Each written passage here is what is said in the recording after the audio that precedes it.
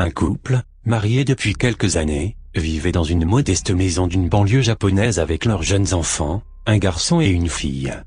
Comme dans beaucoup de situations, l'entente entre les deux enfants n'était pas bonne, et le jeune garçon avait depuis toujours développé un sentiment de haine envers sa sœur cadette. Un jour, il entreprit de lui jouer un mauvais tour. Le garçon décida de placer une caméra dans les toilettes de la maison familiale, dans le but d'y filmer sa sœur, pour ensuite mettre la vidéo en ligne sur Internet. Son but était d'humilier sa cadette devant tous ses amis et l'ensemble de son école. Le vilain garnement cacha donc le caméscope sous une pile de serviettes dans la salle de bain. Quelques minutes plus tard, la fillette se rendit aux toilettes en prenant soin de verrouiller la porte derrière elle. La jeune fille ne ressortira jamais de cette pièce. La mère de famille commençait à se demander ce qui pouvait occuper sa fille pendant si longtemps dans les toilettes. Elle tambourina à la porte des cabinets, criant le nom de sa fille, mais n'obtint aucune réponse. De plus en plus inquiète, elle appela son mari. Ce dernier entreprit de défoncer la porte. Le spectacle qui s'offrit à leurs yeux les terrifia pour le reste de leur vie. Le corps de la jeune fille gisait sur le sol carrelé dans une véritable mare de sang. Elle avait été poignardée à mort. Sa tête avait été tellement lacérée que la fillette en était méconnaissable. Pis encore, sa langue avait été tranchée nette. Une faucille maculée de sang reposait à côté du corps inanimé de la petite fille. La police fut immédiatement appelée et les gardiens de la paix eurent au fait d'investir la scène de crime. En inspectant la salle de bain, un inextricable mystère s'imposa aux policiers. La porte avait été verrouillée de l'intérieur, le loquet de la fenêtre était bien fermé, et la pièce était si petite que personne n'aurait pu s'y cacher pour attendre discrètement l'arrivée de la fillette. Alors comment avait-elle été assassinée? Les policiers remarquèrent que la seule autre issue de la salle de bain était un petit orifice de 20 cm sur 20 à peine. Personne au monde n'aurait pu se faufiler dans un espace si étroit. Les policiers étaient perplexes. Ils ne comprenaient pas comment quelqu'un avait pu s'introduire dans la pièce et y assassiner la petite fille.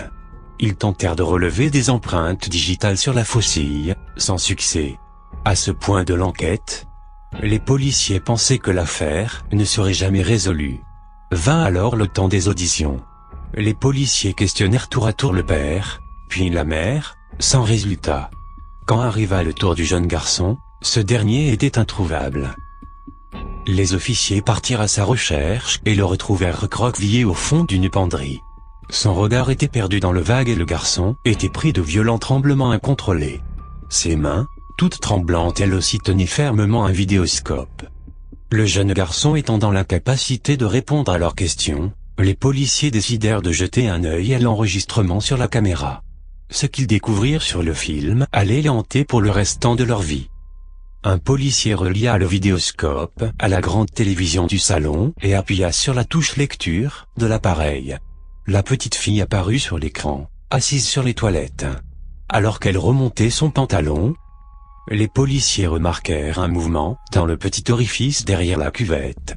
C'est alors qu'une minuscule silhouette émergea, subitement et sans bruit, de l'orifice, tenant à la main une faucille. Les officiers ne pouvaient croire ce qu'ils virent par la suite. Cette chose ne mesurait pas plus de 15 cm de haut. Elle sauta sur le dos de la fillette, et avant que cette dernière n'eût le temps de pousser le moindre cri, la créature lui trancha la gorge d'un coup sec. Elle entreprit ensuite de lacérer le corps de la fillette de sa lame, jusqu'à ce que la petite tombe au sol, morte. Mais l'horrible scène était loin d'être finie. Cette chose s'acharnait sur le visage de la pauvre fillette, lui infligeant d'innombrables coups de lame, puis finit sa besogne en lui coupant la langue. Une fois le carnage terminé, la terrifiante silhouette s'approcha tout près de la caméra. Les policiers purent alors détailler un peu l'étrange créature. Son visage ressemblait à celui d'une très vieille femme, ridée à l'extrême et les traits noués par quelques atroces grimaces. Elle plongea son regard directement dans la lentille de la caméra et siffla d'une voix d'outre-tombe. « Vous êtes les suivants. » Puis la créature se retourna et disparut dans le petit orifice d'où elle était sortie, emmenant avec elle la langue de la petite fille. Une fois qu'ils eurent fini de visionner l'enregistrement, les policiers essuyèrent leurs yeux inondés de larmes. Certains ne purent s'empêcher de vomir sur le sol tandis qu'un autre, ayant perdu toutes ses facultés, souilla son pantalon sans même en prendre ombrage. Tous étaient tétanisés par l'effroi. De nos jours, le cas du meurtre de la fillette figure parmi les affaires non élucidées. L'étrange silhouette n'a jamais pu être identifiée, et la police se refuse à tout commentaire sur cette affaire.